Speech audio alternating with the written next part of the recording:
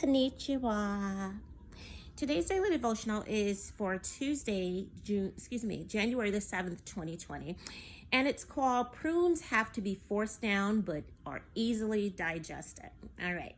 So the first scripture I'm going to start with is 2 Corinthians 2:12 through 13. Now when I went to Troas to preach the gospel of Christ and found that the Lord had opened a door for me, I still had no peace of mind because I did not find my brother Titus there.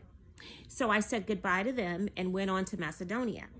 But thanks be to God, who always leads us to captives in Christ's triumphal procession and uses us to spread the aroma of the knowledge of him everywhere. Okay, so Julie Ann Koapek, it's spelled Juliane. Last name is Koepcke, in case you want to look her up later. Okay, she's a 65-year-old who on December the 24th, 1971, the day after her high school graduation, she was 17 years old, she fell 2 miles to the ground from an airplane. All right, she was still strapped in her seat by her seatbelt, and she was the only person out of 93 people on that flight that survived, including her mother. God rest her mom's soul. Okay, so after the crash, she searched for her mother. She couldn't find her, so she gathered up all the snacks she can find from the plane, and she went out into the wilderness, And while she was out there, she had a broken collarbone, a gash in her arm, and she had one of her right eye actually was swollen shut.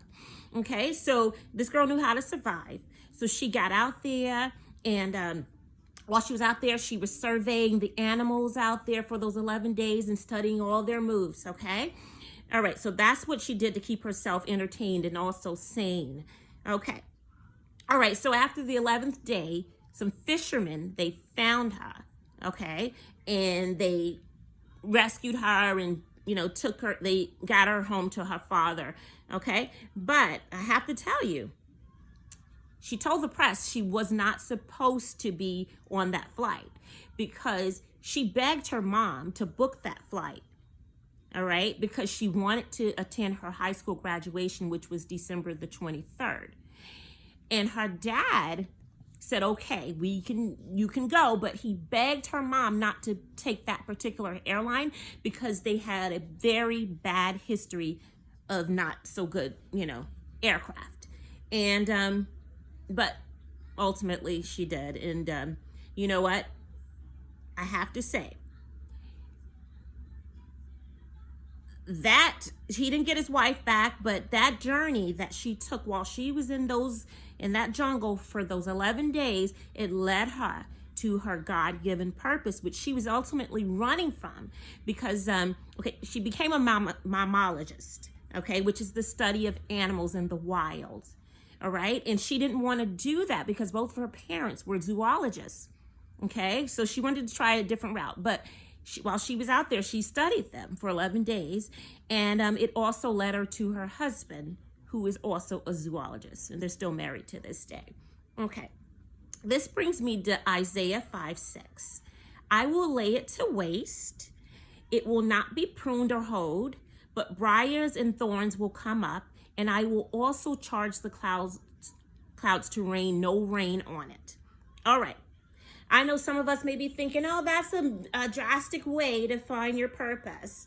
Okay, but you know what? Some people he has to do that with. Like me, I'm one of those people, okay? And my situation is not as drastic as that young lady's, God bless her.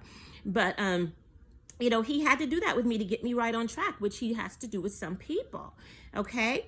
So my ex-husband, in 1999, he begged me, when we were in Japan, he begged me not to get on that plane with our kids and to leave. He said, Stephanie, I can do better. I can change and get myself together.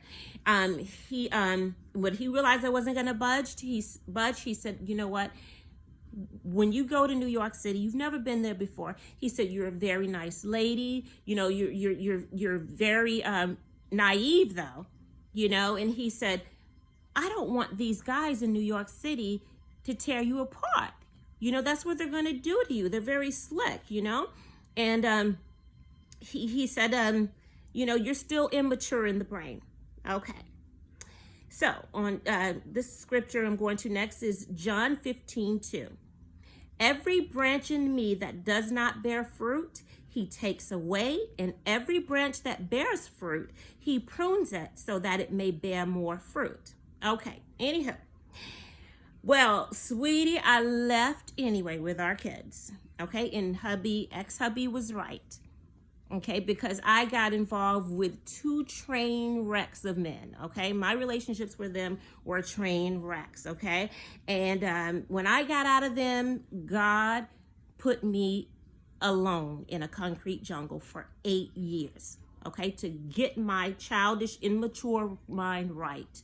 Okay, and in which I finally have as of the past year. Okay, so I'm glad to say that. So I'm going to go to Joel 3:10. Beat your plowshares into swords and your pruning hooks into spears. Let the weak say, I am a mighty man. I am a mighty woman, okay? I'm happy to say that I am a survivor and that I too found my purpose, you know, while I'm out there, you know, I was out there left in the concrete jungle, New York City. But I'm not studying these men. Nope.